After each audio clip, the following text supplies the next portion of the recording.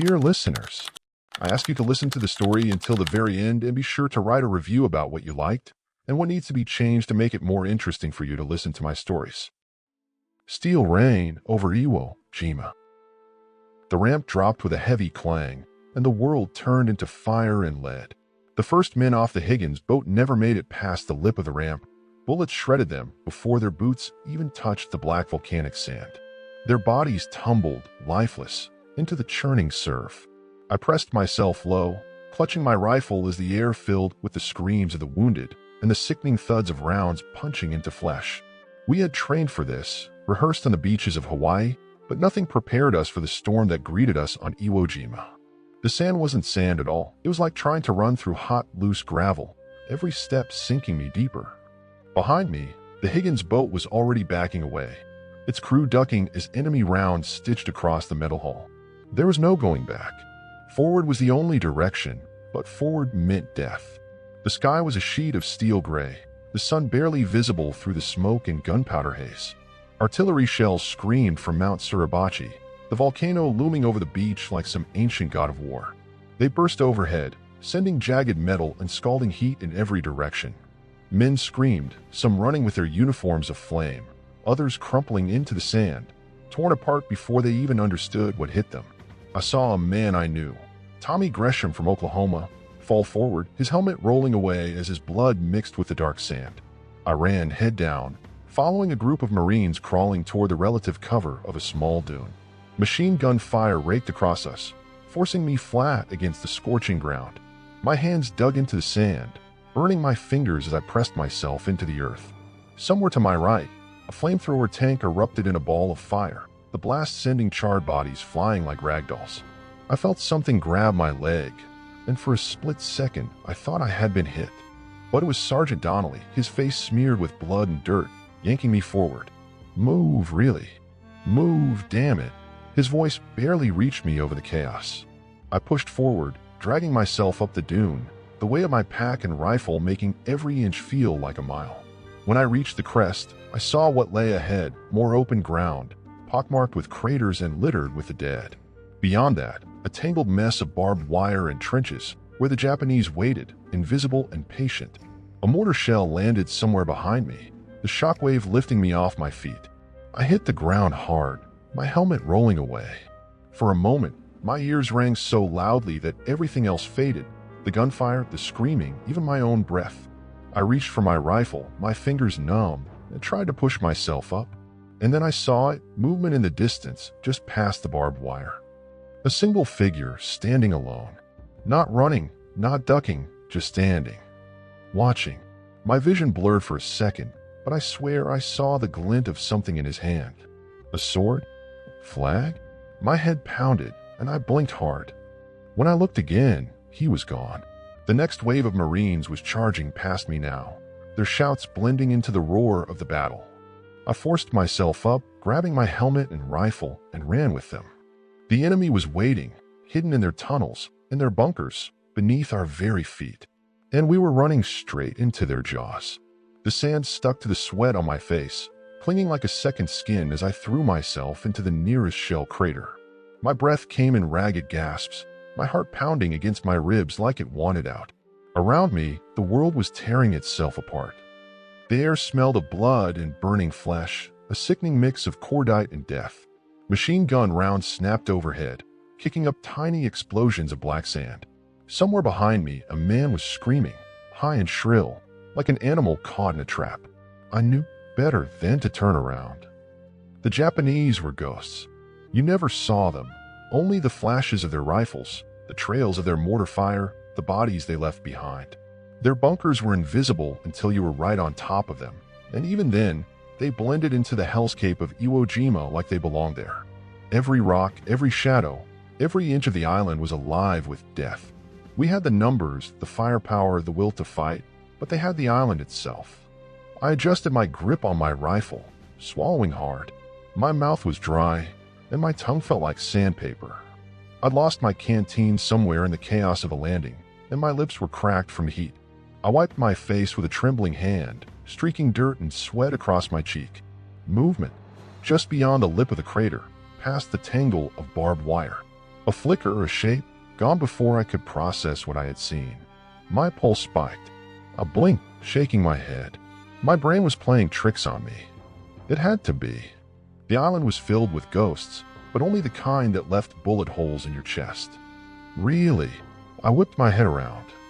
Sergeant Donnelly was crouched behind a shattered piece of driftwood, his face slick with grime and blood that wasn't his own. His uniform was shredded at the shoulder, but he was still moving, still fighting.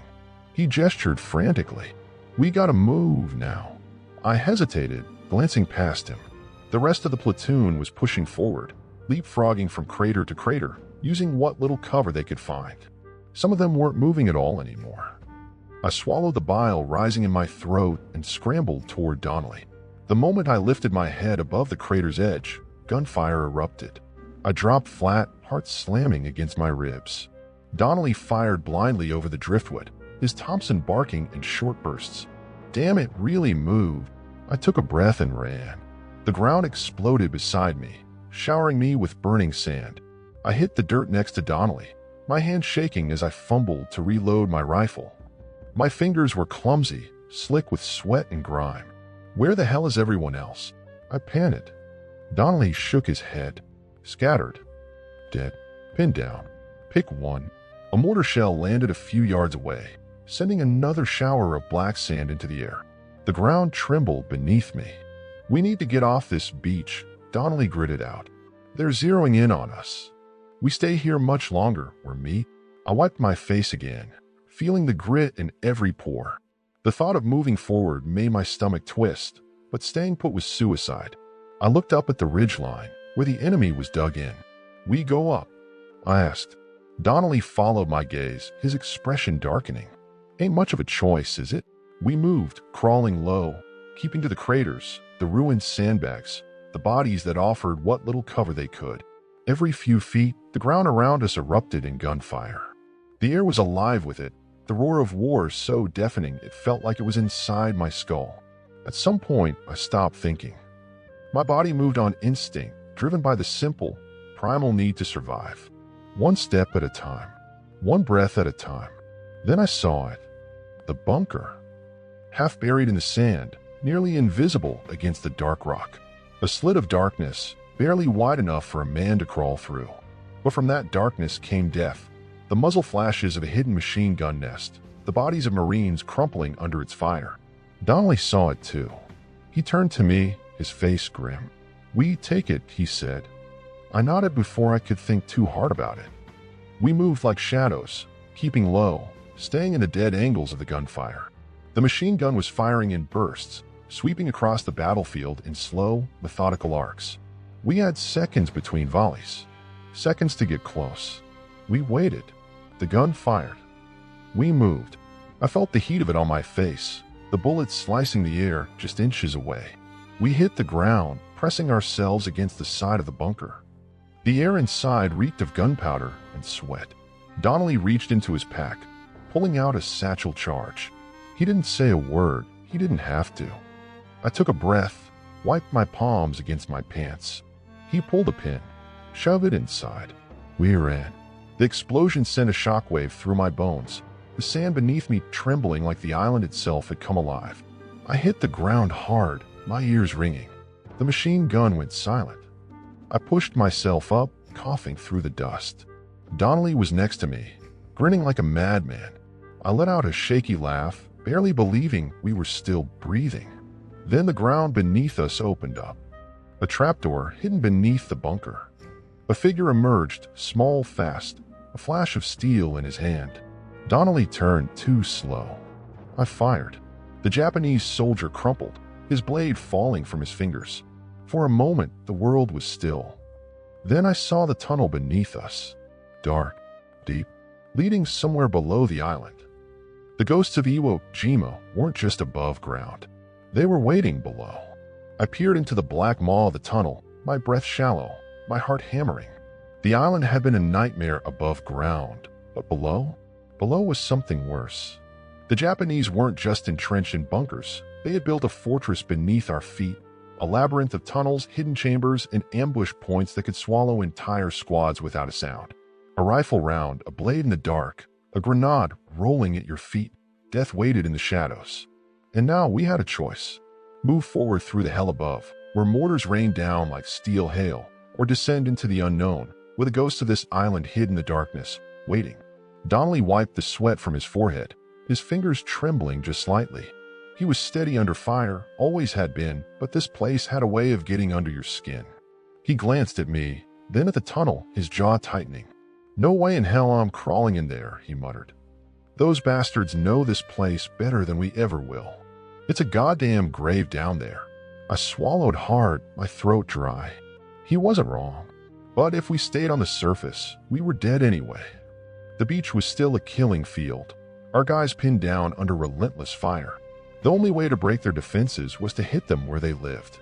And they lived down here. Another explosion rocked the ground behind us, and I felt the heat lick at my back. The battle was shifting, but it wasn't letting up. If anything, it was getting worse. More landing craft were coming in, more men charging up the beach, more bodies falling into the sand before they had a chance to fight. We had to do something. I checked my rifle, made sure my knife was strapped tight to my belt. "We go in," I said, more to myself than to Donnelly. He let out a long breath, shaking his head. "God damn it, really?" But he didn't argue. The tunnel was barely wide enough for a man with gear, the walls pressing in, damp and slick with something I didn't want to think about. The air was thick, stale, carrying the scent of sweat, decay, and something metallic, blood, maybe a rusted steel. The only light came from above, a thin shaft of daylight spilling through the opening behind us. Ahead? Only blackness. Donnelly pulled out a small flashlight, clicked it on. The beam cut through the dark, revealing the rough, uneven ground, the jagged walls reinforced with wooden planks. The tunnel sloped downward, deeper into the earth. I felt the weight of the island pressing down on me, as if I'd already been buried alive. We moved slow, our boots nearly silent against the packed dirt. Every step sent a ripple of tension through my body, my senses screaming to pick up movement, a sound, anything that might give away an ambush. The Japanese had spent years digging these tunnels, preparing for this moment. They weren't going to give them up easily. We rounded a bend, and Donnelly froze. His breath hitched, his body going rigid. I followed his gaze. Bodies, stacked like firewood against the wall. Some were ours, the uniforms torn and stained, their weapons still slung across their shoulders. Others were Japanese, their hands stiff, their faces frozen in the final moments of terror or rage. Some looked like they had been dead for days. Others looked fresher. A flicker of movement. Donnelly reacted first, his rifle snapping up. I barely had time to register what was happening before a shape lunged from the shadows. A flash of steel, a bayonet thrusting forward. Donnelly twisted, the blade missing him by inches.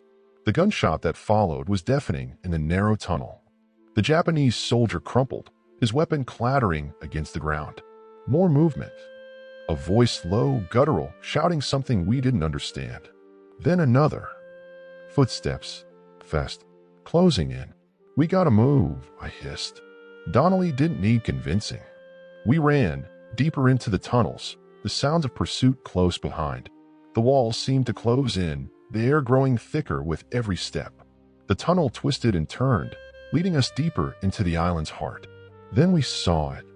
A chamber wider than the passage we had been running through. A command post, maybe, or a supply station. Crates were stacked against the walls, ammunition belts draped over them. Maps covered a wooden table in the center, their markings unintelligible to us. A radio sat in the corner, its static hissing like a whispering ghost.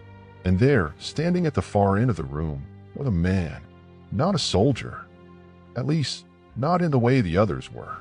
His uniform was different, cleaner, more refined. He was older, his face lined, his expression calm despite the chaos unfolding around him. He held something in his hand. A sword.